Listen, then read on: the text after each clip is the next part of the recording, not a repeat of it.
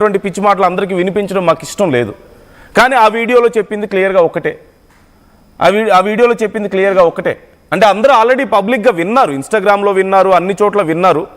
But try to play it last few seconds, ఒక 30 seconds, ఒక 1 minute play చేయడానికి try చేయండి ఈ వీడియోని.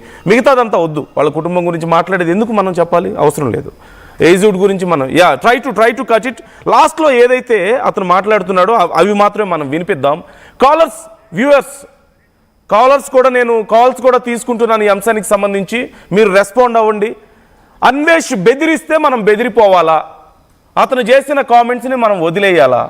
హిందువుల గురించి మాట్లాడుతున్నాడు, హిందూ దేవీ దేవతల గురించి మాట్లాడుతున్నాడు, ఇన్ఫ్లుయెన్సెస్ని బెదిరిస్తున్నాడు. Are we scared? మనం భయపడిపోవాలా? ఇంకా మాట్లాడొద్దా? ఎంకరేజ్ చేసినప్పుడు అన్నా నువ్వు గొప్పోడు అన్నా, అన్నా నువ్వు తోపన్నా అని చెప్పి ఎంకరేజ్ చేసినప్పుడేమో ఆ వీడియోని పోస్ట్ చేసుకున్నావా? నువ్వు చెప్పింది తప్పు అని ఎవరైనా అంటే you are blackmailing them. What kind of mindset it is? నేను చేసింది తప్పు అని నువ్వు యాక్సెప్ట్ చేయలేకపోతున్నావు పూర్తి స్థాయిలో. That's where the problem is. నిజంగా తెలుగు ప్రజలు చాలా గొప్పవాళ్ళు, క్షమించడానికి ఎప్పుడు రెడీగా ఉంటారు. కానీ నువ్వు వాళ్ళని క్షమాపణ అడగలేదు. మనోభావాలు దెబ్బతిన్నాయి కదా, వాళ్ళని హిందూ దేవీ దేవతల్ని, ద్రౌపది గురించి, సీతమ్మ తల్లి గురించి మాట్లాడావు. వాళ్ళని తల్లి కంటే తల్లితో సమానంగా పూజించే వాళ్ళు ఉన్నారు కదా, వాళ్ళ మనోభావాలు దెబ్బతింటే వాళ్ళకి నువ్వు క్షమాపణ చెప్పలేదు. నేను సారీ చెప్తున్నాను, నా సారీ యాక్సెప్ట్ చేయకపోతే మీరు నాశనం అయిపోతారని చెప్పేసి వాళ్ళని కూడా బెదిరించావు. Now you are blackmailing YouTubers. How dare you to do that? ఏం చేస్తున్నావో అర్థమవుతుందా నీకు? ఓ పక్క కేసుల మీద కేసులు నమోదవుతున్నాయి. ఇప్పటికే దొరికితే ఇండియాలో అడుగు పెడితే you can't imagine how it's going to be. You can't imagine. So viewers, నేను ఒక్కటే అడుగుతున్నాను మిమ్మల్ని, అన్వేష్ బెదిరిస్తే మనం బెదిరిపోవాలా? ఇంకెంతమంది గురించి బయట పెడతావు ఏదో పర్సనల్ విషయాలు? 9, 10 మంది, 100 మంది, కోట్ల మంది హిందువుల్ని నువ్వు బెదిరించగలుగుతావా? కోట్ల మంది హిందువుల మనోభావాలు దెబ్బతీసి వాళ్ళనే బెదిరించి నువ్వు బయటపడాలనుకుంటున్నావా? Is that your plan? అదేంటంటే దేవుడి పేరు చెప్పుకొని బ్లాక్మెయిల్ చేయడం. నాకు ఆంజనేయ స్వామి కనిపించాడు, కల్లోకి వచ్చాడు. ఇప్పుడు చాలామందికి వస్తున్నాడు ఆంజనేయ స్వామి కల్లోకి వచ్చి వాళ్ళందరికీ చెప్తున్నాడట, అన్వేష్ అనే వ్యక్తి నాటకాలు ఆడుతున్నాడు, అతను వదిలిపెట్టొద్దు అని చెప్పేసి. అన్వేష్ అనే వ్యక్తి మాట్లాడిన మాటలు తప్పు, అతనికి ఆ విషయం తెలిసేలా చేయండి అని చెప్పి చెప్తున్నాడట. నీకు వచ్చిన ఆంజనేయ స్వామి నీకు వచ్చాడో లేదు తెలియదు, కానీ చాలామందికి వస్తున్నాడు, చాలామంది భక్తులకి.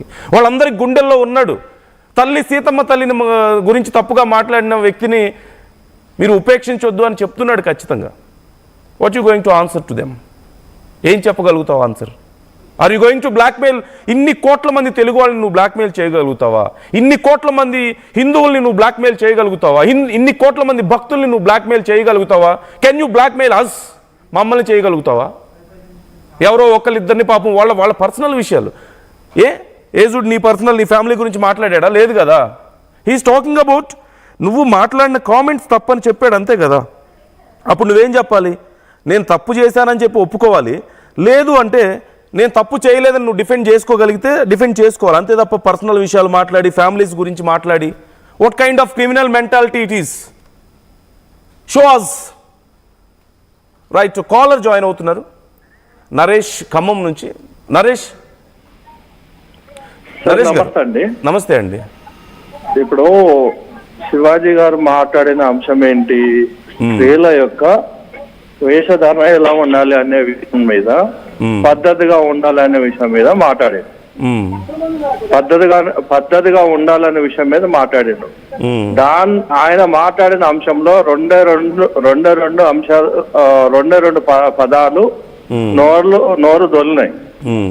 తను వెంటనే ఏమన్నాడు, దాని తర్వాత మళ్ళీ వీడియోలు ఏమన్నారు, మీ అమ్మ అందరికి నేను మాట్లాడే అలా నేను చెప్పే విధానం కరెక్టే అయి ఉండొచ్చు, కానీ కాకపోతే ఈ 2 మాటలు నేను వెనక్కి పెట్టుకుంటున్నా, స్త్రీ లోకానికి నేను సారీ చెప్తున్నా అని చెప్పేసి అన్నప్పుడు వీళ్ళందరూ ఆగాలి కదా.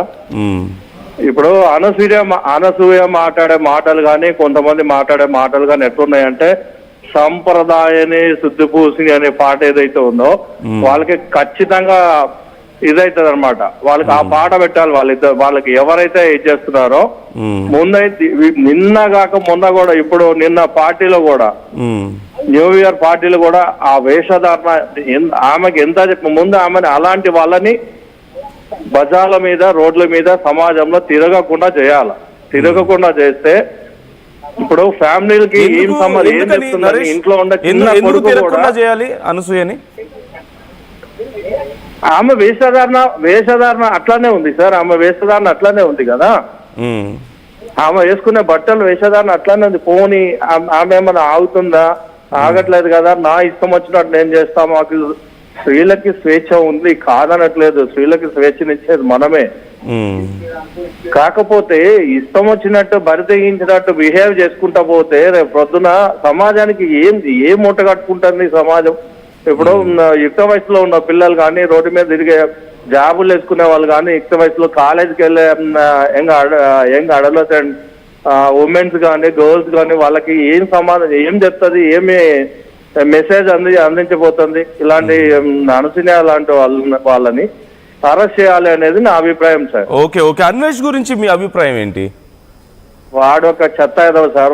వాళ్ళు నిజంగా మొన్న సజ్జనార్ గారు అన్నట్టు వాళ్ళని కాల్చి అవతల పడేయాలి. వాడొక వేస్ట్ గాడు సార్. మన ఇండియాలో పుట్టి మన సీతమ్మ తల్లిని మన దేవతల్ని మనము అతి దాన్ని ఏమంటారు అంటే సనాతన ధర్మాన్ని ఆయన పూర్తిగా వ్యతిరేకించి అసలు ఎంత ఘోరంగా అంటే ఘోరంగా దాన్ని ఏమంటారు వాటర్ మిలన్ తీసుకొని దాంతో కీరా దోశ తీసుకొని ఆయన ఉచ్చరించే విధానం కానీ, మాట్లాడే విధానం కానీ, ఇంకొకటి నరసింహ గరికపాటి వారిని తిట్టిన అసలు ఎట్లా అంటే అన్నం తినేవాడైతే ఆ మాటలు మాట్లాడాడు సార్. అలాంటి నీచమైన పదజాలంతో మాట్లాడటం వల్ల ఎందుకంటే రోజు రోజుకి వాడి స్థాయి దిగదార్చుకుంటాడు. వాడిని అయితే కాల్చి పడేయాలి సార్. వాడిని ఉరిదీయాలి. ఎందుకంటే మనము సనాతన ధర్మం చాలా మందిని నరేష్ మీకు ఐడియా ఉండి బెదిరిస్తున్నాడు. తన గురించి ఎవరైనా మాట్లాడితే వాళ్ళందరినీ బెదిరిస్తున్నాడు. మీ సంగతి అందుకనే నేనేమంటున్నా అంటే ఉరిదేసి పడేయాలి. గవర్నమెంట్ షూట్ చేసి అవతల పడేయాలి. నేను చూస్తూనే ఉన్నాను. యూట్యూబ్ ఫాలో అవుతూ ఉన్నాను. ఎంతమందిని బెదిరిస్తా నాకు అర్థం కావట్లేదు. ప్రభుత్వం దీని మీద అతని మీద చర్య తీసుకోవాలని నేను కోరుకుంటున్నా సార్. ఇటు కేంద్ర ప్రభుత్వం గానీ, అటు రాష్ట్ర ప్రభుత్వం గానీ అన్వేష్ అనే వాడు రూపురేఖ లేకుండా చేయాలనేది నా కోరిక sir. Right. Thank you Naresh. Thanks for calling. చాలా మంది ఉన్నారు కాలర్స్, ఎక్కువ సమయం ఇవ్వలేకపోతున్నాను. Thanks for calling. Tirumalesh join అవుతున్నారు అనంతపురం నుంచి. తిరుమలేష్ గారు నమస్తే. తిరుమలేష్ గారు నమస్తే. నమస్తే సార్. నమస్తే అండి, చెప్పండి. అదే అనసూయ గారి గురించి మాట్లాడదాం అనుకుంటున్నా సార్. ఏంటండి? అనసూయ గారికి ఇష్యూ ఉంది కదా సార్, దాని గురించి మాట్లాడదాం అనుకుంటున్నా సార్. అనసూయ గారి గురించి మనం ఇప్పుడు